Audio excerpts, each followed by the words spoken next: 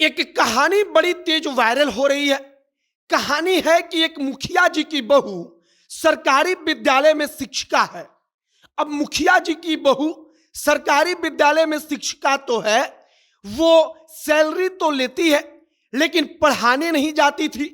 लेकिन एक आईएएस अपने आप पर आया।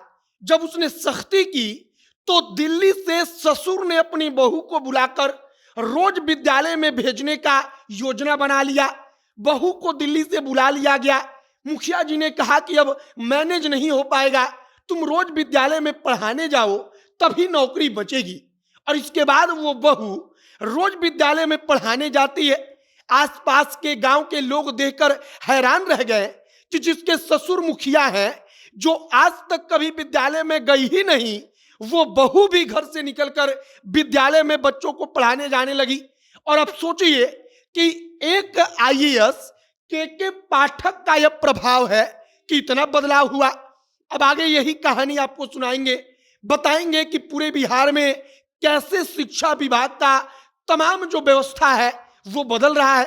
भैया नमस्कार, मेरा नाम है मोहित कुमार सिंह और आप जनता जंक्शन देख रहे हैं। बक्सर के एक प्रखंड का नाम है राजपुर। अब बक्सर का राजपुर प्रखंड, उसी राजपुर प्रखंड के किसी एक पंचायत से दैनिक जागरण ने एक कहानी लिखी है। दैनिक जागरण ने अपनी रिपोर्ट में दावा किया है कि एक मुखिया जी हैं, उस मुखिया जी की बहू जो है वो सरकारी शिक्षिका है। अब मुखिया जी की बहू नौकरी लगने के बाद बिहार में रहती भी नहीं थी, लेकिन उनको तनख्वाह मिलता था, सैलरी उनको बिहार सरकार हर महीना देती थी। और मुखिया जी की बहू रहती कहाँ थी, तो वो दिल्ली में रहती थी। और दिल्ली से रहकर ही पूरा का पूरा जो विद्यालय है वो मैनेज रहता था। अब चूंकि ससुर जो है वो मुखिया है, ससुर का प्रभाव है, ससुर का पकड़ है, अधिकारी कोई कुछ कहता नहीं था। अन्य शिक्षक जो विद्यालय के हैं उनकी हिम्मत नहीं थी कि वो कुछ मुखिया जी की बहू के ऊपर उंगली उठा दे। और वो बहू दिल्ली में रहती थी और इधर उसका अटेंडेंस लगता था और सैलरी मिलता था।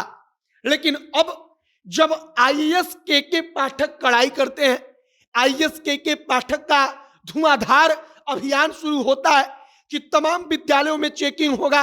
वो तमाम अधिकारियों को कहते हैं कि आपको तनख्वाह अगर शिक्षा विभाग दे रहा है तो आप अपने कार्यालय में बैठकर एसी का हवा नहीं खाएंगे, बल्कि आप विद्यालय में जाकर चेक करेंगे कि शिक्षक शिक्षिका आते हैं कि नहीं आते हैं, वहां पर पढ़ाई हो रहा है कि नहीं हो रहा है, विद्यालय समय पर खुलता है कि नहीं खुलता है, विद्यालय समय पर बंद होता है कि नहीं होता है।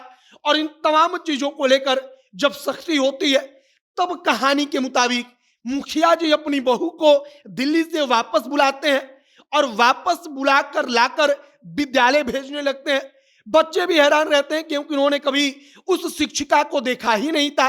अब सोचिए कि एक आईएएस अधिकारी जो है, एक आईएएस अफसर जब अपने आप पर आ गया तो इतना बड़ा बदलाव देखने को मिला कि शिक्षा विभाग में बड़े बड़े प्रभाव वाले आदमी, जिनके घर की बहू, जिनके घर का कोई आदमी शिक्षक था लेकिन पढ़ाने नहीं जाता था, वह समय से पढ़ाने जाने लगा। वह समय से जाकर विद्यालय में अपनी हाजिरी लगाता है, बच्चों को पढ़ाता है। तो अगर हर आईएएस अधिकारी इसी प्रकार से अपने आप पर आ जाए, अगर इसी प्रकार से काम करने लगे तो सोचिए क्या होगा। फिलहाल आईएएस के पाठक की जमकर चर्चा हो रही है। कहा जा रहा है कि एक आईएएस का इतना बड़ा प्रभाव हुआ कि शिक्षा विभाग बदल रहा है। अब आगे देखते रहिए कि और क्या कुछ होता है। फिलहाल आप यहाँ पर जो सरकारी विद्यालयों की दो तस्वीरों को देख रहे हैं, इस विद्यालय से इस कहानी का कुछ लेना देना नहीं है।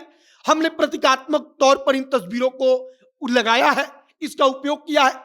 आपकी प्रतिक्रिया फिलहाल इस पर क्या है, कमेंट बॉक्स में लिखकर बताइएगा। आगे जो भी और जानकारी, जो भी और अपडेट आएगा, सब कुछ आप तक पहुंचाएंगे। तमाम खबरों के लिए हमारे साथ बने रहिएगा। वीडियो वहीं पर समाप्त करते हैं। कैमरे से पीयूष खड़े हैं और मैं मोहित कुमार सिंह। बहुत बहुत धन्यवाद।